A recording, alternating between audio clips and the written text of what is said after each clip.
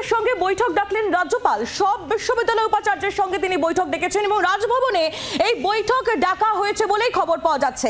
উপাচার্যদের সঙ্গে বৈঠক ডাকলেন রাজ্যপাল সিভি আনন্দ বোস। সব বিশ্ববিদ্যালয় উপাচার্যের সঙ্গেই তিনি বৈঠক করবেন বলে খবর পাওয়া যাচ্ছে এবং রাজভবনেই ডাকা হয়েছে এই বৈঠক।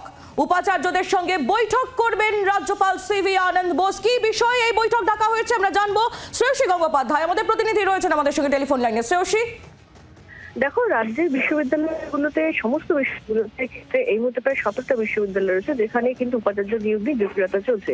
তারই মধ্যে এই মুহূর্তে যেটা জানা যাচ্ছে যে রাজ্যপাল তিনি সমস্ত বিশ্ববিদ্যালয়ের উপাচার্যদের নিয়ে আগামীকাল বৈঠক ডেকেছেন, যেখানে তার অন্যান্য শিক্ষাগত বিভিন্ন পরিকাঠামো কি ব্যবস্থা রয়েছে এইগুলো আলোচনার বিষয়বস্তুর মধ্যে থাকার পাশাপাশি তার মধ্যে কিন্তু র্যাগিং এবং নেশা অর্থাৎ এক্ষেত্রে ছাত্রছাত্রীদের মধ্যে নেশার বিষয়বস্তু যাতে না থাকে সেইগুলো আটকানোর জন্য বিশ্ববিদ্যালয় কি ব্যবস্থা নিচ্ছে সেই সামগ্রিক সমস্ত বিষয়ে কিন্তু আলোচনার জন্য এই বৈঠক ডাকা হয়েছে, এমনটাই কিন্তু সূত্র মারফত জানা যাচ্ছে।